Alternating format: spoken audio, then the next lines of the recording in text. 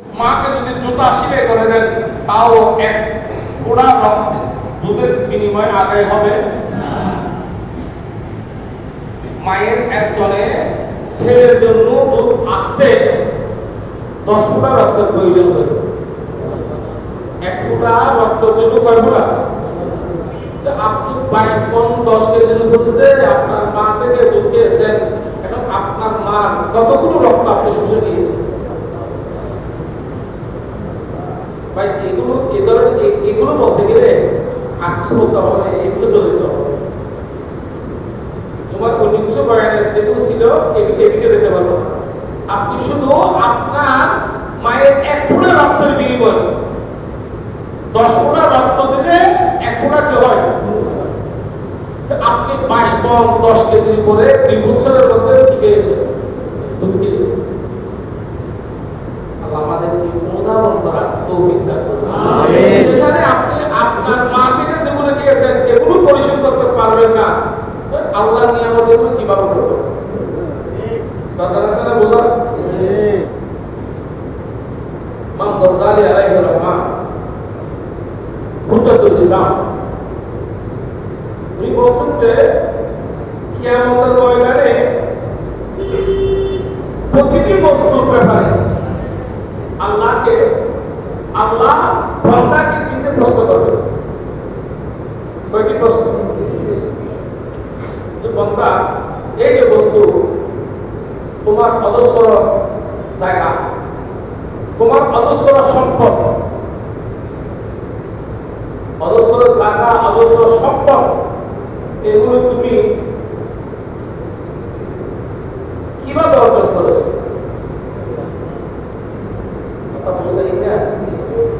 Television খুললে বসুন্ধরা বিষয় ভালো পাই বেগুন ব্যাটারি সাংস্কৃতিক অবশ্যই উঠে দিলে ফিসিলি বিষয় মাথা না আর খবরস্থান নশোর মানুষ বেগুন জীবিত মাধ্য না। প্রতিদিন খবর খুললে একটা চৌকি বলা হয় না। এই যেগুলো আমি নাম ধরে কাউকে হাইলাইট করে উপস্থিত করতে চাই না, যে সমস্ত জানোয়ার ধরা যাচ্ছে এরা কিন্তু একসময় সম্পদ এগুলোর মালিক হতো, তকদিরে ছিল, কিন্তু ও আল্লাহ দেওয়ার আগে নিজে উপরে প্রজ্ঞা কি করেছে? অর্জন করেছে। কথাটা বুঝতেছেন? আপনার তকদিরে যেগুলো ছিল জনসম্পদ এগুলো আপনি একদিন না একদিন পাবেন।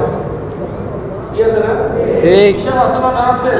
আছে না সম্পদ এগুলো একদিন না একদিন সে কি হতো? মালিক। কিন্তু আল্লাহ দেওয়ার আগে সে নিজে অবৈধ পন্থা কি করেছে? অবলম্বন করেছে। তো কিয়ামতের ময়দানে আল্লাহ বান্দাকে জিজ্ঞাসা করবে, তোমার এই সম্পদ কি নিষেধ করতে? অতএব একজন তো সাইডল খাইতে মানে খাইতে সাইডল নিজে লাগানো সাইডল 7 পুরুষ মাথার উপর কিয়ামত কিন্তু জমির খবর জমির খবর সাক্ষর না জমির খবর আসমান যত জমির কি তত এই সাইডা বলবা এই এতে নিচে পর্যন্ত 7 তোমার মাথার উপর দেওয়া হবে কিয়ামতের ময়দানে। না হবে কিনা? তো বলেছে তোমাকে বান্দা এই বস্তুর ব্যাপারে কম বড় গাড়ি বাড়ি এগুলোর ব্যাপারে কিয়ামতের ময়দানে হিসাব দিবে। তুমি প্রস্তুত থাকিও, দুনিয়ার দুদকে কাছে তুমি হয়তো হ্যাক করে বাঁচতে পারো, কিন্তু খোদাবন্ধ কুদ্দুসের দুদকের সামনে বাঁচতে পারবে না। আছে না? ঠিক বাঁচতে পারবে না। দ্বিতীয় বিরকম হচ্ছে এটা কোথায় খরচ করেছো? কি কোথায় খরচ করেছো? কেন সংশোধন যে সময় যদি এই জুন মাসের তারিখ কি ভাগ ধরলে বাজেট মাস, সে সময় একটা কথা উঠে আসে, কালো টাকা সাদা করা, তাই না? কালো টাকা সাদা বুঝুন না, মুরব্বীও বুঝলো না, বুঝলে বুঝে কালো টাকা কেমনে সাদা করবে না, কিন্তু দুনিয়াতে বলবে এটা কি করবে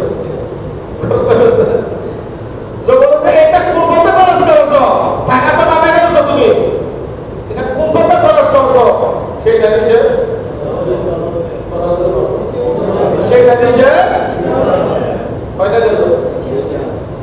3 নম্বর আসবে। টাকা তো খরচ করেছ, এখন বলা হচ্ছে কোন নিয়তে খরচ করো। কোন নিয়তে খরচ, কেমনে আনছো, কেমনে দিছ, আর কি জন্য দিছ। 3টা প্রশ্নের হিসাব। আর একটু বলে তো 3টা প্রশ্নের হিসাব। আমরা তো শুনে নিয়ে সেটা সালাম দিয়ে বলো, সালাম দুনিয়া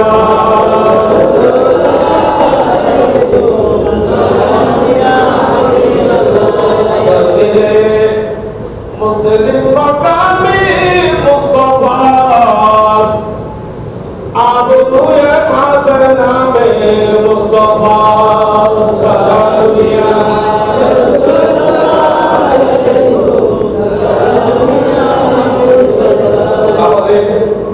আল্লাহর দরবারে কত হিসাব হবে, তুমি এই সম্পদ কিভাবে অর্জন করেছ, 2 নম্বর কোন জায়গায় খরচ করেছ, 3 নম্বর হচ্ছে কি নিয়তে করেছ। সুম্মা লাতুস আলুনা ইয়াওমাইযিন আন-নাঈম, বান্দা তোমাকে যে সমস্ত নিয়ামত আমি দিয়েছি সব কিছুর হিসাব পাই পাই করে কিয়ামতের ময়দানে আল্লাহ নেবেন। কিয়ামতের ময়দানে আপনি যতটুকু মালিক আপনাকে ততটুকু হিসাব দিতে হবে, যতটুকু মালিক ততটুকু কি দিতে হবে, হিসাব দিতে হবে। এই জন্য ওই তো রবিউল আউয়াল সালের কোনো একটা হত্যা হবে, দলিলের 500 বছর আগে গরিবরা জান্নাতে চলে যাবে। দলিলের 500 বছর আগে গরিবরা কোথায় চলে যাবে?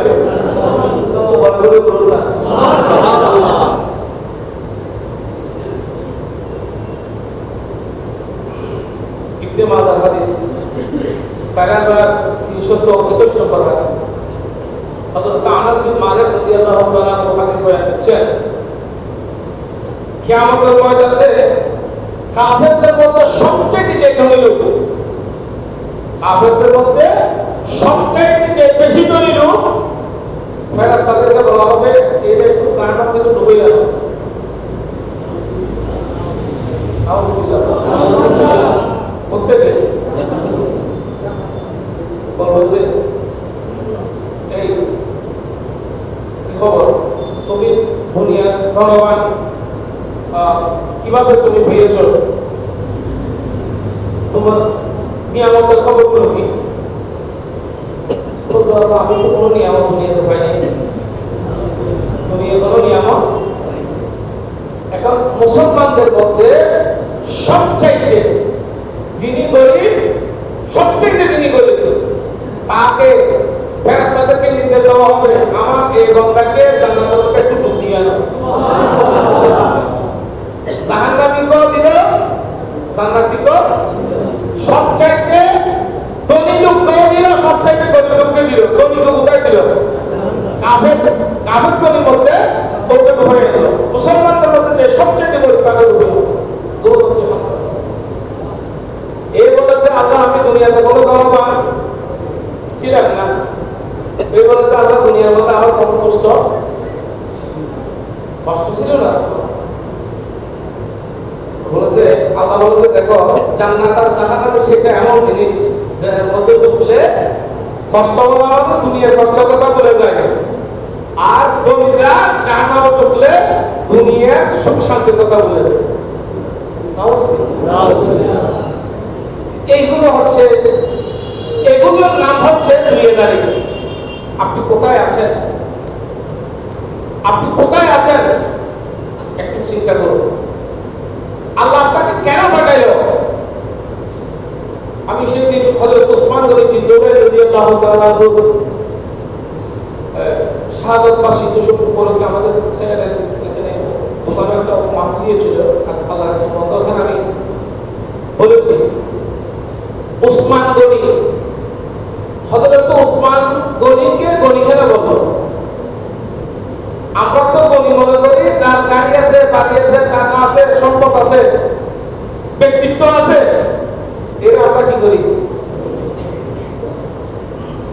গনি মনে করি, ধনী মনে করি। আল্লাহর কাছে বলুন না, আল্লাহর কাছে গনি হচ্ছে ওই ব্যক্তি যার ধন দৌলত দিয়ে দ্বীন ধর্ম, ঈমান, ইসলাম গরিবদের খেদমত করেছে, উপকার করেছে, তাকে আল্লাহ দরবারে গনি বলে গণ্য করা হয়। আল্লাহ দরবারে ধনী লোক ওই ব্যক্তি যার দম দিয়ে, যারা সেদিন কোরবানি ছিল তারা শুনেছেন হযরত উসমান গনি জিন্নুরাই রাদিয়াল্লাহু তাআলা আনহুর বদৌলতে মুসলমান জান্নাতুল বকি পেয়েছে। জান্নাতুল বকি খরিদ করে দিয়েছেন উসমান গনির টাকা দিয়ে। তো যে দম দিয়ে গরিবের লাভ হবে না, দিনদারের লাভ হবে না, সেই দনে ধনী হয়ে লাভ নাই। কারণ ধনী ফেরাউন ছিল, ধনী কে ছিল? ফেরাউন ধনী ছিল, সাদ্দাত ধনী ছিল, নমরুদ ধনী ছিল। এই দুনিয়ার ধনীরা নমরুদ থেকে শিক্ষা নাও, ফেরাউন থেকে শিক্ষা নাও, সাদ্দাত থেকে শিক্ষা নাও। এদের ধন দৌলতে এদেরকে কেউ কিয়ামত পর্যন্ত সম্মানের চোখে দেখবে না, দেখবে না। কিন্তু কিয়ামত পর্যন্ত আল্লাহর যতগুলো বান্দা আসবে সিদ্দিক আকবরের নাম সম্মানের সাথে নিবে, ফারুক আজমের নাম সম্মানের সাথে নিবে, উসমান গনি জিন্নুরাইনের নাম সম্মানের সাথে নিবে, হযরত মাওলানা আলী শেরহুদার নাম সম্মানের সাথে নিবে। কারণ তাদের ধনের দ্বারা, দৌলতের দ্বারা মানুষ উপকৃত হয়েছে। আল্লাহ আমাদের সবাইকে তাদের দেওয়া পথে, তাদের দেওয়া মতে আমাদের জীবনকে পরিচালিত করার তৌফিক সুযোগ দান করুন। আমিন। কি বলেন? ফেরাউনের সম্পদ ছিল তো? ছিল। ফেরাউনের সম্পদ ছিল তো? ছিল। শুধু ফেরাউন সম্পদশালী ছিল তা না, ফেরাউন রাষ্ট্রপ্রধান ছিল। সাদ্দাতের ধনসম্পদ কম ছিল না, নমরুদের ধনসম্পদ কম ছিল না। কিয়ামত পর্যন্ত সকল বান্দারা নমরুদ, ফেরাউন, সাদ্দাতকে ভালো চোখে দেখবে না। সিদ্দিক আকবরের ভালোবাসা প্রত্যেক ইমানদারের কলবে থাকবে। ফারুক আজমের ভালোবাসা, উসমান গনি জিন্নুরাইনের ভালোবাসা, আলী মুর্তজার ভালোবাসা প্রত্যেক ইমানদারের কলবের মধ্যে থাকবে। ওরা ধনী ছিল। উসমান গনিকে কখন থেকে আল্লাহ রাসূল গনি বলেছেন? যখন তার দৌলতের দ্বারা, যখন তার সম্পদের দ্বারা ইসলামের লাভবান হয়েছে। ইসলামের কি হয়েছে? যাই হোক, আজকে এই বছরে 1445 হিজরির আজকে শেষ জুমা। আগামী জুমা আমরা পড়ব যদি আল্লাহ হায়াত রাখে 1446 হিজরির প্রথম জুমা। আজকে এই বছরের কি শেষ জুমা। যেটা আসতেছে সেটা হচ্ছে 1446 হিজরি। আমরা তো 31 ডিসেম্বর কখন আসে সেটা মনে রাখি কি নাই পালন করার জন্য।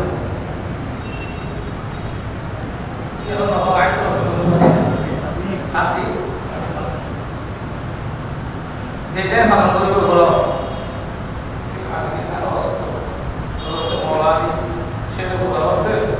সেটা আপনি পালন করিবে বলো, কিন্তু সবসময় চোখের সামনে মৃত্যুর কথাটা বাসায়, চোখের সামনে মৃত্যুর কথাটা, এগুলো আমি শেষ করতে সময় দরকার দেখে এনেছি, কিন্তু শুধু ফেলে বলতে পারি এগুলো মৃত্যুর কথাটা সুখের মধ্যে কি করি।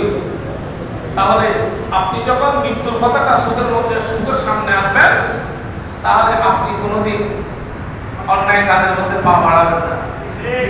কত বছর ধরে দেখেছেন এই বদরার থেকে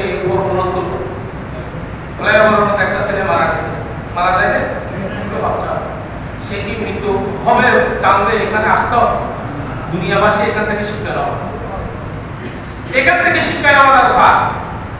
এর পাশাপাশি আমি আবারও বলি, এখানে যারা যুবক ছেলে আছে তাদেরকে আমি অনেক জায়গায় দেখেছি, অত তার কারণে সুযোগ পাইনি, অনেক জায়গায় দেখেছি আপনারা গাড়ি চালানোর ব্যাপারে আপনারা গতি ঠিক রাখেন না।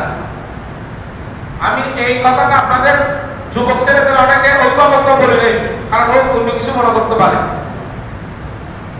গাড়ি চালানোর সময় নিজের গতি ঠিক রেখে চালাতে হবে, আমরাও চালাই। গাড়ি চালানোর সময় নিজের গতিটা ঠিক রেখে চালাতে হবে। যুবক ভাইরা বলতেছি, মৃত্যু আপনার পিছনে পিছনে আছে, মৃত্যুর কথাটা আপনার চোখের সামনে রাখবেন, মাওলানা শের খোদা বলেন, যার যে বান্দা মৃত্যুর দুর্ঘটনাকে, মৃত্যুর কথাটাকে নিজের চোখের সামনে রাখে, সেই কোনোদিন অন্যায় কাজে পা বাড়াতে পারে না। আমরা সকল অন্যায় করি কিসের কারণে? কতগুলো আছে লোভের কারণে, কতগুলো আছে কিসের কারণে? অহংকারের কারণে। আমাদের যে দুষ্কৃতিগুলো হয় এগুলো কিসের কারণে? মনে করো মসজিদে আসলেন, মসজিদে আসার সময় হযরত উসমান বিন জিন্নুরাইন যখন মসজিদের দিকে আসতো তখন নিজেকে একেবারে নিয়ে, আর এটা কার ঘর? আর বড় করে বলো না, কার ঘর? দুনিয়ার কারো ঘর নয়, ঘর কার? আপনার ঘরে যেভাবে ঢুকবেন সেভাবে মসজিদে ঢুকবেন না। নুয়ে নিজেকে একেবারে যত্ন নরম করতে পারেন। হযরত উসমান বিন জিন্নুরাইন মসজিদে ঢোকার সময় কাঁদত, হায় আমার মতো একজন অদম, নিজেকে মনে করতো আমার মতো একজন অদম, নিজেকে ছুড়ে নামতো, অথচ রাসূল পাক সাল্লাল্লাহু আলাইহি ওয়াসাল্লাম নবুয়তের জবানে তাকে জান্নাতি বলেছে। সুবহানাল্লাহ। রাসূলের সাহাবী নিজেকে একেবারে ছুড়ে করতো, কাঁদতো, আমার মতো একজন অদম, আল্লাহ তাআলার ঘরের মধ্যে আমি ঢুকতেছি নামাজ পড়ার জন্য, নিজেকে কি করতো? তো আব্দুর রহমান সুফি রাহমাতুল্লাহ আলাইহি মুজাহাদুল মাজালিসের মধ্যে একটা ঘটনা আছে। একজন ধনী অহংকারী ব্যক্তি আল্লাহর তওয়াব করার সময় তাকে চতুর্দিকে বেষ্টন করে রাখতো তার কর্মচারী, নৌকার। তওয়াব করার পর যে তওয়াব করতেছে, মানুষের এভাবে করলে তো অন্যান্য মানুষের কি হয়, একটু ব্যাঘাত ঘটে। অনেকদিন পর যে বান্দা ঘটনাটা নকল করতেছেন, তিনি একদিন বাগদাদে কোনো একটা ব্রিজ পার হচ্ছে, সেতু, ওই বান্দাকে দেখতেছে ভিক্ষা করতেছে। কোন বান্দা? যিনি কর্মচারী বেষ্টিত আল্লাহর কি বললো, তুমি দেখেছি বলে, তুমি ভাই তোমার এই অবস্থা কেন? বলে যে যেখানে আমি নম্রতা দেখানোর দরকার সেখানে আমি অহংকারী করেছি, যেখানে আমাকে নম্রতা করা দরকার, আমি নম্রতা হওয়ার দরকার, সেখানে আমি কি করেছি? আজকে আমার অহংকার, আল্লাহ আমাকে প্লেট নিয়ে বাসন নিয়ে রাস্তার ভিখারি বানিয়েছে। মুহূর্তের মধ্যে আল্লাহ ফকিরকে বাদশা করতে পারে, বাদশাকে ফকির করতে পারে, বিশ্বাস আছে না? আছে। মুহূর্তের মধ্যে ফকিরকে কি করতে পারে? বাদশা করতে পারে। তুমি হচ্ছে না আল্লাহ। দেখেছেন তো, এই আমি কয়েক সময় বলেছি ঢাকার মধ্যে কোটি কোটি টাকার মালিক এক রাতে এসে তারা ফকির হয়ে গেছে। ওরা মার্কেটে আগুন না, এটা এভাবে করে আল্লাহ ফকিরকে বাদশা, বাদশাকে ফকির করে ফেলে। আল্লাহ আমাদের সবাইকে পূজার তৌফিক, জানার তৌফিক দান করুন। আমিন। তাহলে এটা মাস যাচ্ছে জিলহজ, আসতেছে মুহররম মাস, আসতে কিসের মাস? মুহররম মাস। তো মাস যখন আসবে তখন এই নিজে আলোচনা তো অবশ্যই হবে। তো আমরা হযরত আনাস রাদিয়াল্লাহু তাআলা থেকে একটি রওয়ায়াত বলেছে, যে ব্যক্তি মুহররম মাসের প্রথম শুক্রবার, প্রথম জুমাবার রোজা রাখে, আল্লাহ তাআলা তার অতীতকে যাবতীয় গুনাহকে ক্ষমা করে দেন। সুবহানাল্লাহ। আর যে ব্যক্তি মুহররম মাসের 3 দিন লাগাতার, ধরো বৃহস্পতিবার, শুক্রবার, শনিবার, বৃহস্পতিবার, শুক্রবার, শনিবার লাগাতার রোজা রাখে, এই 3টা রোজার বিনিময়ে আল্লাহ বান্দার আমলনামায় 6 বছরের ইবাদতের সওয়াব বিভক্ত করে দেন। সুবহানাল্লাহ। কয়টা রোজা? 3টা শনিবার রাবায়ে। যে সমস্ত ব্যক্তিরা মুহররম মাসের কোন একটি রোজা রাখে, আল্লাহ তাআলা তাকে এর প্রতি, এর বিনিময়ে আল্লাহ তাকে 30 দিনের রোজা সওয়াব দান করবেন। হযরত আয়েশা সিদ্দিকা রাদিয়াল্লাহু তাআলা থেকে রওয়ায়াত, যে ব্যক্তি মুহররমের প্রথম থেকে 10ম তারিখ পর্যন্ত রোজা রাখবে, আল্লাহ তাআলা তাকে জান্নাতুল ফেরদৌস দান করবেন। সুবহানাল্লাহ। তো যারা পারেন তারা আমলগুলো করবেন। আল্লাহ আমাদের প্রত্যেককে সুস্থ শরীর যাদের আছে তাদেরকে ইবাদত বন্দেগীগুলো করার তৌফিক দান করুন। আমিন। আর একটা হচ্ছে নামাজের মশালা। নামাজের মশলা অনেক, এগুলো তো এমনি বলে স্বাভাবিক আপনারা বলেন বলার জন্য, কিন্তু তারপর আমরা স্পেশাল ভাবে দাওয়াত খাই প্রোগ্রাম করি, এখানে মশলা বয়ান হয় আসে না নামাজের পর প্রতি জুমা।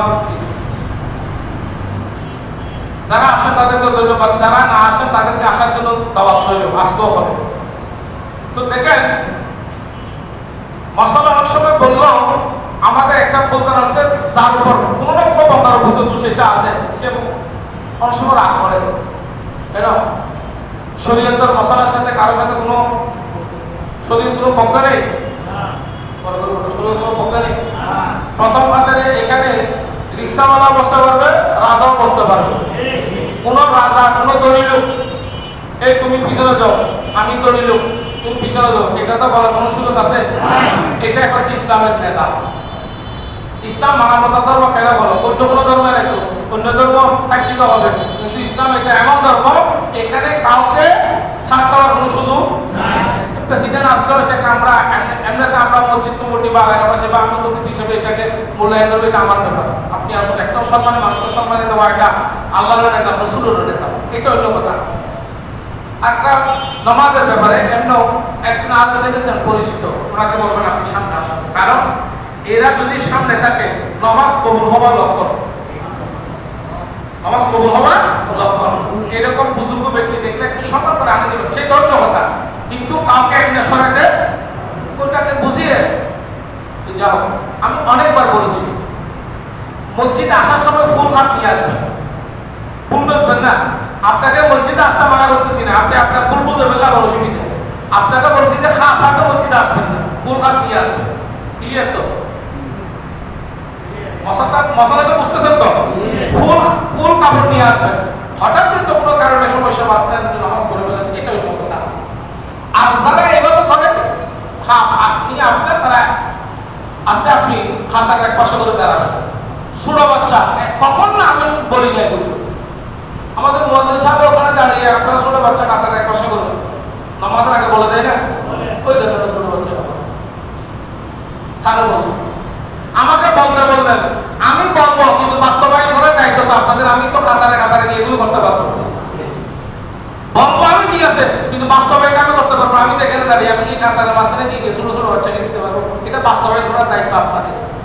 ছোট ছোট বাচ্চারা, যে সমস্ত বাচ্চারা নামাজ কি জিনিস বুঝে না, দুষ্টামি করে, তাদেরকে আপাতত মসজিদে না এলে তাদেরকে আগে মসজিদের কথা বোঝান। মসজিদে গেলে বাবা এরকম করতে পারে না, এরকম করতে পারে না, এখানে বসে থাকতে হয়, নামাজ পড়লে পড়বে না, আবার বসে থাকবে, এগুলো বুঝাইতে হবে। যেগুলোকে বোঝানোর পরে বোঝানো এগুলো আপাতত আনবেন, কারণ এর দ্বারা আলোচনা আমাদের কি হয়, ক্ষতি হয়।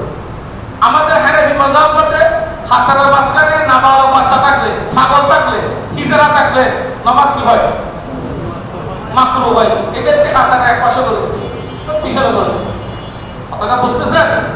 নামাজের নিয়ত করার সময় হাত কোথায় করবেন?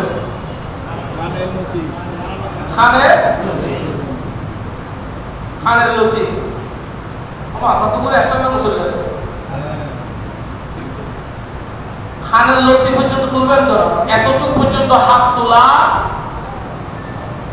সুন্নতে মুআক্কাদা না মুস্তাহাব? সুন্নতে। তো এতটুকু পর্যন্ত হাত তোলা মুআক্কাদা, এতটুকু তুলছেন কিনা আপনি তো দেখতেছেন এইভাবে। তো এতটুকু তুলছেন, এটা কম্পারে বিভাগ না, খানের লতির সাথে লাগলে বুঝতে পারবেন আপনি কম্পারে হয়ে গেছেন, আপনার হাত এতটুকু তুলেছেন। ঠিক আছে তো? নামাজের নিয়তের মধ্যে আপনি বলেছেন মুতাওয়াজ্জিহান